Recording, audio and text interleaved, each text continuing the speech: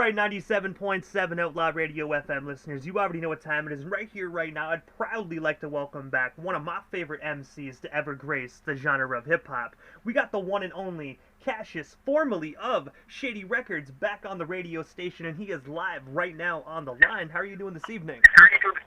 I'm doing great. That was a great introduction, man. That was tight. I like that. Hey, man, I gotta say, Cashis, again, thank you so much, man, for just providing not only myself, but the radio station Airwaves with your time yet again, man. I'm pretty sure I told you during the first broadcast how much your music influenced not only myself, but millions worldwide, man. So, again, thank you so much for your time. No problem. I appreciate it, man. I appreciate it. I'm glad to be back. Let's get it.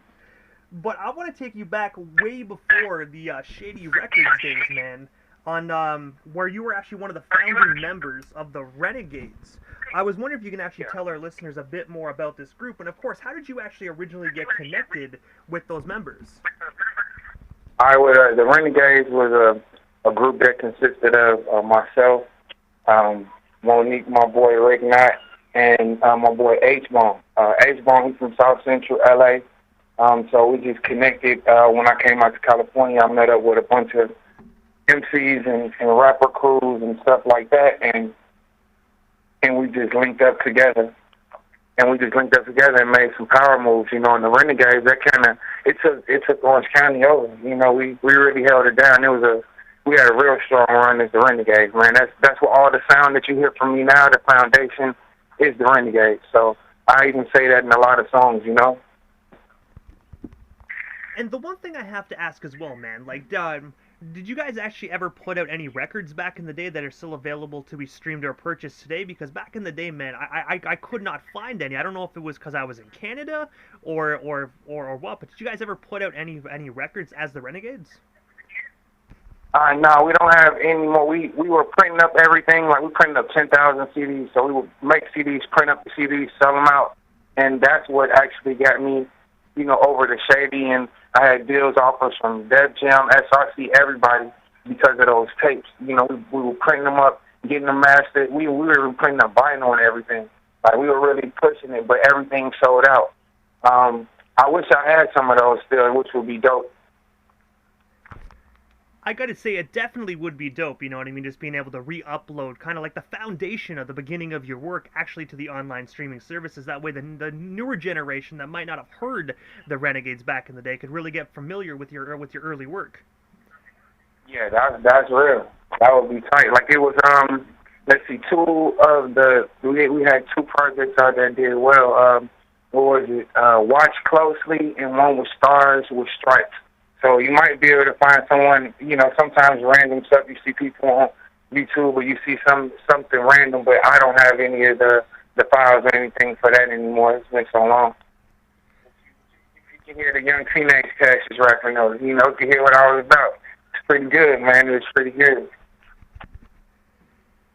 And also, as well, in the year 2007, you were actually featured on the Foundation's album, It's Whatever, on the song We On Your Line. I was wondering if you can tell us a bit more about this collaboration, and of course, what was it like just working in the studio alongside the Federation?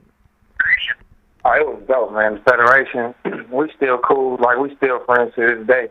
It was a great situation. My manager Schwab was managing them at the same time, and Rick Rock, who's a super classic West Coast producer who's done hits from Snoop, Jay, everybody. So I was in there working with Rick Rock a lot, and Rick Rock was doing a lot of the songs, a lot of the beats, you know, that was going to be coming up on my debut Shady album, Loose Cannon. And, you know, from being in there, I met his group, his group was the Federation, and we all just, you know, clicked up. It was tight, and we were in the studio just making magic, you know, and it really came out good. That was a good album. They had that hit record, Stunning Glasses, with my boy Marty James out at the time. So it was a good look to go and be performing, and, you know, we would do shows. You know, I came out and they were headlining, and I was up under them, and then we switched the roles first once my EP came out. So it was a great situation, man. And I gotta say as well, you can never go wrong with a Rick Rock production, man. I gotta say, definitely one of the most talented and most versatile producers actually out there on the West Coast, in my personal opinion. I agree. I agree. That's all facts, bro. That's all facts. And the one thing I do have to ask pertaining to that, when you were actually in the studio with Rick Rock, like, what was it like just watching him work his magic, man? Because like I mentioned, man, he is so versatile and phenomenal at what he does. Yeah, he's like a real producer. He's a beat maker and a producer. You know, like he can make a sound out of anything. Like I've been in the studio or just been sitting in the car with Rick Rock. You know, he's tapping the dashboard and then tapping his chest and then making like crazy sounds, and then you get the pattern of it. He go in there and put it down. Like Rick Rock, that guy, like he lives music. He lives musical production and beat making. Like for real, he's one of the best by far. And also as well, I do know that the previous interview, we already touched base on pretty much majority of the Shady Records days, including the re-up and You Don't Know and whatnot. So I'll make sure I leave the link in the video description for the other listeners that haven't got a chance to hear that one. But the one question pertaining to the Shady Records days that I really want to get into is, in the year 2010, you were actually featured on the single Syllables that was actually supposed to be on Dr. Dre's Detox album. I was wondering if you can actually tell our listeners a story behind this song, and of course, what was it like working in the studio, not only with Dr. Dre, but 50 Cent, Jay-Z, and Stat Quo? Man, and Eminem was on it too, you know, and Em was on it too, can't forget him. That was a humbling experience, and like in the late, like it was like a sign of elation. That's when I knew, you know, that I was finally, in my mind, I was respected amongst the elite, you know, to be requested to be on that song. And, you know, Jay-Z, that's like the man, like that was crazy, you know, and I was always like a super huge 50 fan too. So to get back in there with him and to get back on there with Fifth without me being the new guy, like, you know, he knew who I was and knew how I held it down and saw the reception that I received off of You Don't Know. So for them to request me on that was like a honor, man. Like for real, that's something I keep with me to this day. And being in the studio and watching, and we were all in different rooms at Dre's spot. So so no one could like bite nobody's verse or do nothing like that. So I like the way that came out, man. It was tight, and just to see the reaction, the camaraderie, it was great. Syllables, man, that song would have went super far. But I was already in there doing songs for Detox with Dre. So that's, you know, I was already there, so I got the love of being on that song, and that worked. And also as well, when you actually said you guys were all in different areas of the studio, so you guys couldn't bite off each other, was that always how Dr. Dre worked, or did he actually do, or was that only for that particular recording session? I haven't been in there when there's been so many other people on the song before. I just think that was just the way to set up, because there was so many of us on there. You know what I mean? And we were going. Everybody was going for the gusto. Like everybody was going for stuff on that song. We were all just doing our thing. So M had the classic hook on it, and that's all we had was the beat and the hook, and everybody going there. That's the way it was. Like if your verse wasn't hot, you wasn't gonna make the song. So you know. It's always competition when you're working with Dre. It's always, you got to go in there and perform and do your thing, or, you know, you won't even make the cut. And the one last question I have pertaining to Syllables is, because of course, as the world already knows, you know, Detox was in talks for years, and unfortunately, that album never got released due to it being leaked. I have to ask, like, when you found out that song was leaked, what was running through your mind? Did you think Dr. Dre at that current moment was still going to release that song, or were you like, damn, man, all that hard work ruined? I knew it was gone because, you know, when stuff gets leaked, they never re-put it back out. Like, I had a record of mine that was produced by DJ Khalil that was on the radio and playing. It was called, damn, I forgot the name of that record, bro. But it was Cashis and DJ Khalil, and it was playing, it was popping, and, you know, somebody, I don't even know how they got a hold of it. Somebody at the studio leaked that out, and it actually made it to radio, and then we had the song pulled because it was already out. There's a certain way they want to release music over at Shady and Aftermath, you know, so it has to be done the right way. So, yeah, once that song came out, I was like, man, they wasted a classic song. Whoever leaked that out wasted a classic song. And then when I heard a couple of the other songs, that I have been a part of, even where as far as just writing, I just knew, it was just time to go back in the drawing board whenever Dre was ready. I wish they wouldn't have did that because people don't know. By leaking that, they messed up a classic project. It was a timeless project that Dre was working on. It was like a decade of music compiled into one disc. That was going to be a serious project. The one thing I always said pertaining to the Detox, in my personal opinion, if you actually go on YouTube and actually listen to the songs that did get leaked, like kind of like not in order, but just a back to back, you could really sit back and comprehend, like, wow, like this album, I think that album would have went multi-platinum, even close to diamond. Definitely, I agree, definitely. And also, as well, right now you are actually currently signed to the Bogus brand. I was wondering if you can actually tell us a bit more about this label, and of course, how did you originally get connected with that phenomenal record label? Bogus brand is a strong independent company. You get like a nice amount of a real good track record behind us. Bogus brand was actually a label that I created. With some partners, and we put playing action, got distribution behind us, and started putting out music. That's the cool thing about with Shady Records that I appreciate it because M let me push and create Bogus at the inception. Right when I was getting signed, I told him like this was my idea that I had already, and he never pushed me away from that, which in turn is why I have such a strong following now still. Can do a lot of streams and, do tours and do things like that. And it's just because he gave me that lane, and I've always been Bogus. Bogus brand is something I've always been pushing. And now that, that things are open a little bit, especially out on the West, it's open a little bit after this COVID thing, we can get out here and really start putting a lot more. I got a couple of acts that I'm working with, a couple of people that I have under development deals and things of that nature. But Bogus, we about to really start pushing. And I gotta say as well, I'm super glad that actually, like, the United States is actually reopened back up and whatnot. I'm gonna say, down here in Canada, I'm actually staring across the border pretty jealous at you guys, but I'm happy at least someone gets to enjoy some fresh, clean air without them masks. Yeah, we still got the mask on out here, but they letting us go outside. You can't even go into restaurants without the COVID card, your vaccination card. They don't let you go into a lot of places out here and for shows and stuff like that, but hopefully they have y'all reopening everything up soon. I can't wait to get back out there, man. I can't wait to get out to Canada, man. And I'm pretty sure I can speak for the rest of the hip hop heads out here in Canada as well, man. That we definitely agree that we definitely need a Cashis show down here in Canada.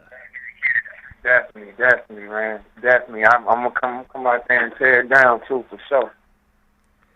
And also as well, going into the 2000s, man, in the year 2012, you actually released a project titled Teardrops, Closed Caskets, I'm Ready, featuring the one and only Slim the Mobster. I was wondering if you can tell our listeners a bit more about this phenomenal project, and of course, how did yourself and Slim originally come together for this phenomenal record?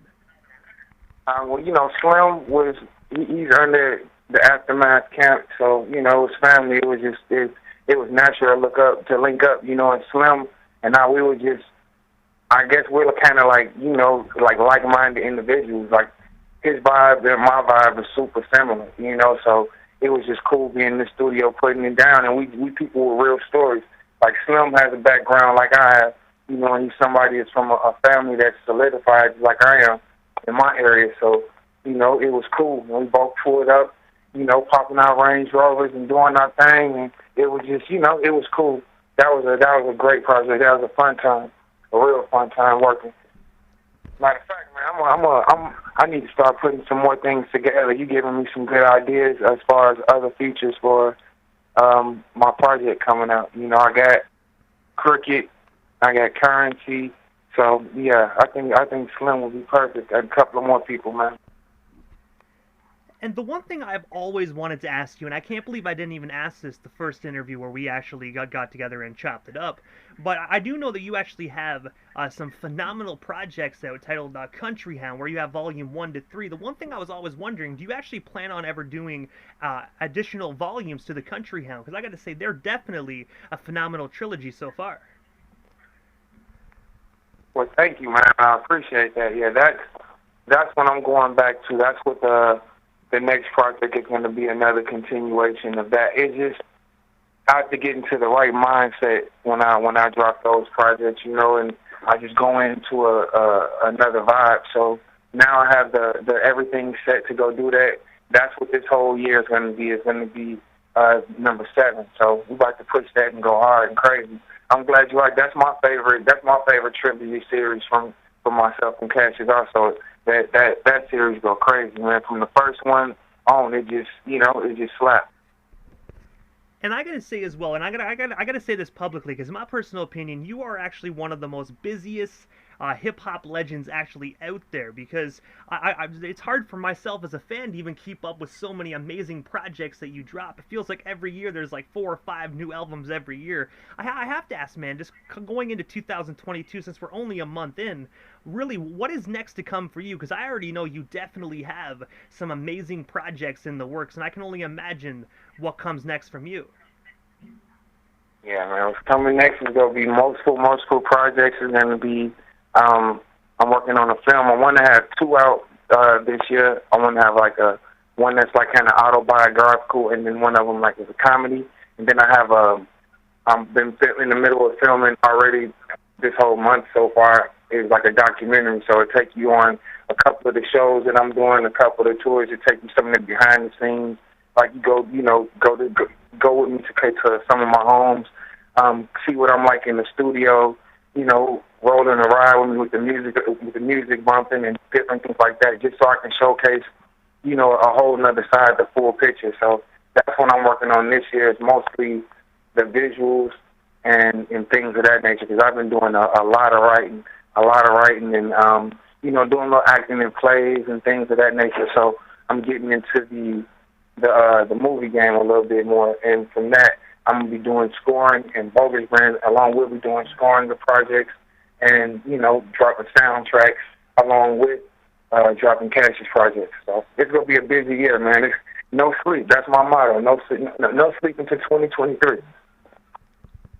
And also, as well, the one thing I have to ask, because when you actually talked about how you're writing scripts and whatnot, are these scripts for reality shows, or are you actually creating like television and movies where you're going to be actually starring in them as well, or are they just reality shows?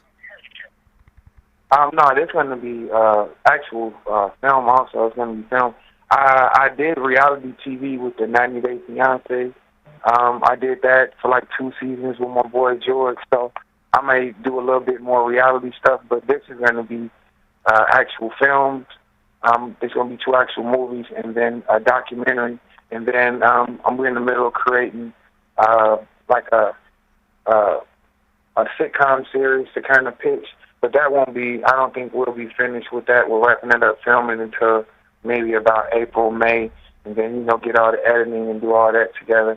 But this year, like I said, I'm really, really focusing on tying together the visual and the audio experience. Like you have rappers that rap and sing and dance. Well, if I can tie in the art of rap with everything visually and combine those 2 worlds, I think I can take it a lot further. And I got to say as well, coming from a movie buff myself, I'm definitely excited to actually see you on the big screen come this year in 2022, man. I think it's going to be a treat for all us Cashis fans. Definitely. I appreciate that, bro. And also as well, as you already know, we actually got connected connected again, this time actually through Capo Snoop. I was actually wondering, because I want to give him a huge shout out for actually just making this happen yet again, but I was wondering, how did that business partnership actually come to be for you guys? We've been down for a while, We've been down for a while since the early part of my career. He's been a heavy supporter, and once we got to link up and could see his skills and see how we could help each other, it worked out. And he has serious dedication and loyalty to myself and to the brand, and he really pushed. So he deserves all the accolades he gets. I'm super proud of. I'm super proud of Snoopy. And also as well, on January 7th of this year, 2022, you actually released your most recent single titled Look Up that I'm actually going to be playing right here on the FM dial immediately following this interview. I was wondering, for the listeners that haven't already had the opportunity to listen to this phenomenal song, what can they expect from it when they hear it here first on 97.7 FM? Well, that's tight, yo. You can expect to hear something real. It was like my idea of a Happy New Year song, but I was thinking of it from the aspect of everything we've been through, you know, the whole world in general this whole year. So I was just saying, look up. You know, we made it to another year. You know, we can go ahead and do some things, but I kept it gangster though. You know, so that's the whole way. I kept it gangster and kept bars and kept it real. That's what I'm supposed to do. My ode to hip hop. You know. And I gotta say, it definitely is a phenomenal song. I've already added it to my favorite playlist and whatnot, and we're gonna keep it here in rotation on 97.7. So I already know for the listeners that are listening, you guys are definitely in for a phenomenal treat here momentarily. Thank you. I appreciate that. Let's get it. Yes, sir. But also as well, I do know that a few moments ago you actually revealed that you're going to be doing some movies and whatnot and some more music. I was wondering, other than that, what is next for yourself, Cashis? Is there anything we happen to miss during this broadcast? Anything else you do still want to talk about or promote? What we still got you here live on the Canadian Dial this evening? No, you covered everything, man. This has been excellent. This has been a wonderful experience. You know, just if y'all want to find out anything about Cashis, you know, just stay tuned. I got Cashis online. My website it's up right now, but it's under reconstruction, so it's about to have everything on there. I'm putting up all kind of exclusive things, and you'll be able to go there to hear snippets and first releases of all my music and stuff, and see trailers for the videos and the movies and stuff like that on Cashis online. And also, Cashis, this is the time in the interview, man, that I give a chance for the individual that slides into the radio station airwaves. Just a chance to give, like, shout-outs to whomever they want to give shout-outs to, but most of all, your social media handles. That way our listeners can follow you and stay updated on everything you got coming in the year 2022, if they're not already doing so. All right, for sure. I want to shout out everybody, man. I want to shout you out, shout out the show. You know, I want to shout out my boy Capo Snoopy, shout out Rick Knight, shout out my boy David here, shout out Blank Canvas, you know, shout out all the fans. Without y'all, I'm nothing, and that's real. And a big shout out to, you know, all my folks over at Shady, you know how we moving, you know, don't be surprised, y'all might see something real big. I can't say too much, but y'all might see something real big sooner than later. And for my social media accounts and everything, you know, it's on Instagram, I'm at Real Cashis1, and on Twitter, it's at The Real Cashis. And like I said, go to www.cashisonline.com, and you can start hearing more and seeing more from me. And I gotta say, first and foremost, Cashis, thank you so much yet again for just taking a little bit of your time out of your evening just to come on the radio station FM dial, man. Me personally, I've been a fan for a long time. I grew up listening to your music, man. So honestly, it is a tremendous honor to interview the man himself, not once, but twice, man. And hopefully down the line we can make this happen again sometime soon. But truthfully, thank you so much for years of monumental music, man, because you touch so many people all over the world. Man, thank you. I appreciate it. And I'm going to touch down in Canada soon. This time I'm going to touch down and do shows instead of just doing the hangout and enjoying the scene. I'm going to put it down for sure. Hey, man, I got to say, we here in Canada are definitely looking forward to that, man. So hopefully COVID hurries up, the pandemic ends, and them borders open back up so we can get back to having some real hip-hop concerts. Most definitely. But I gotta say, Cashis, thank you so much again, man, and definitely have yourself a wonderful night, man. And of course, I know I'm a little late, but Happy New Year to you and yours as well.